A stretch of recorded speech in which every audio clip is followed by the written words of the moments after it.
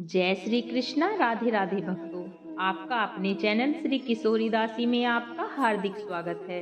राधा रानी और कान्हा जी की कृपा आप पर और आपके पूरे परिवार पर सदा बनी रहे।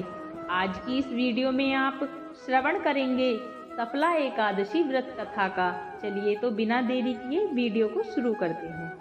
धर्मराज युधिष्ठिर कहने लगे कि हे जनार्दन, मैंने मार्गशीर्ष शुक्ल एकादशी अर्थात मोक्षदा एकादशी का सविस्तार वर्णन सुना।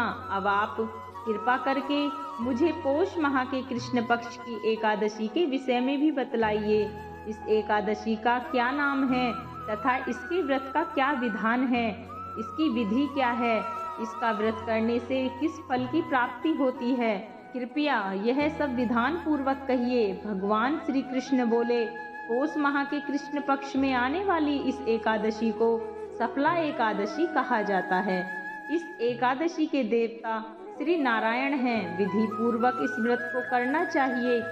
जिस प्रकार नागों में शेषनाग, पक्षियों में गरुड़, सब ग्रहों में चंद्रमा, यज्ञों में अश्वमेघ और देवताओं में भगवान विष्णु श्रेष्ठ हैं, उसी तरह सब व्रतों में एकादशी का व्रत श्रेष्ठ है। जो मनुष्य सदैव एकादशी का व्रत करते हैं वे मुझे परम प्रिय हैं। इसका महात्म्य मैं तुमसे कहता हूँ, ध्यान पूर्वक सुनो। भक्तवत्सल भगवान श्री कृष्ण कहने लगे कि धर्मराज, मैं तुम्हारे स्नेह के कारण तुमसे कहता हूँ कि एकादशी व्रत के अतिरिक्त मैं अधिक से अधिक दक्षिणा पाने वाले यज्ञ से भी प्रसन्न नहीं होता हूँ।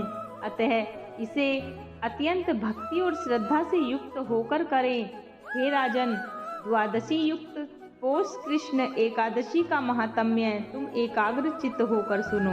चंपावती नगरी में एक महिष्मान नाम का राजा राज्य करता था। उसके 4 पुत्र थे। उन सब में लुम्पक नाम वाला बड़ा राजपुत्र महापापी था। वह पापी सदा पर स्त्री और वैश्यागमन तथा दूसरे बुरे कामों में अपने पिता का धन नष्ट किया करता था। सदैव ही देवता, ब्राह्मण, वैष्णवों की निंदा किया करता था। जब राजा को अपने बड़े पुत्र के ऐसे कुकर्मों का पता चला तो उन्होंने उसे अपने राज्य से निकाल दिया। तब वह विचारने लगा कि कहाँ जाऊं, क्या करूं। अंत में उसने चोरी करने का निश्चय किया। दिन में वह वन में रहता और रात्रि को अपने पिता की नगरी में चोरी करता तथा प्रजा को तंग करने और उन्हें मारने का कुकर्म किया करता था। कुछ समय पश्चात सारी नगरी भयभीत हो गई। वह वन में रहकर पशु आदि को मारकर खाने लगा। नागरिक और राज्य के कर्मचारी उसे पकड़ तो लेते किंतु राजा के भय से छोड़ देते। वन में एक अति प्राचीन विशाल पीपल का वृक्ष था।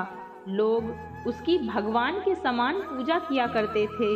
उसी वृक्ष के नीचे वह महापापी लुम्पक रहा करता था।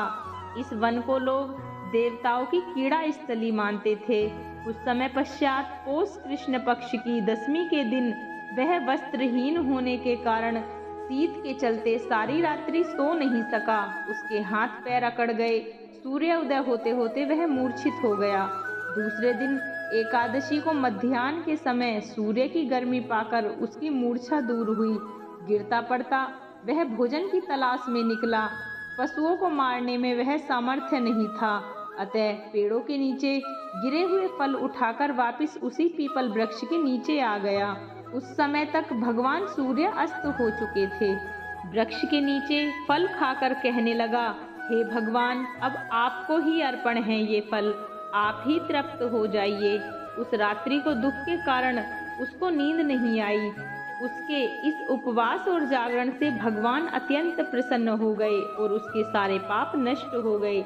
दूसरे दिन प्रातः एक अति सुंदर घोड़ा अनेक सुंदर वस्तुओं से सजा हुआ उसके सामने आकर खड़ा हो गया। उसी समय आकाशवाणी हुई कि हे राजपुत्र, श्री नारायण की कृपा से तेरे पाप नष्ट हो गए हैं। अब तू अपने पिता के पास जाकर राज्य प्राप्त कर। ऐसी वाणी सुनकर वह अत्यंत प्रसन्न हुआ और दिव्य वस्त्र धारण करके भगवान आपकी जय हो कहकर अपने पिता के पास गया।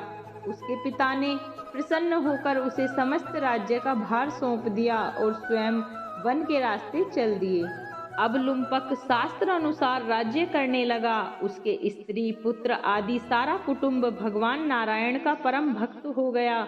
वृद्ध होने पर वह भी अपने पुत्र को राज्य का भार सौंपकर वन में तपस्या करने चला गया और अंत समय में वैकुंठ को प्राप्त हुआ। अतः जो मनुष्य इस परम पवित्र सफला एकादशी का व्रत करता है उसे अंत में मुक्ति मिलती है। जो नहीं करते वे पूंछ और सींगों से रहित पशुओं के समान हैं। इस सफला एकादशी के महात्म्य को पढ़ने से अथवा श्रवण करने से मनुष्य को अश्वमेध यज्ञ का फल मिलता है। यहीं पर सफला एकादशी की व्रत कथा समाप्त होती है। यदि आपको हमारी वीडियो अच्छी लगी हो तो हमारी वीडियो को लाइक करें, कमेंट्स करें और यदि चैनल पर नए हो तो चैनल को सब्सक्राइब करें। राधे राधे।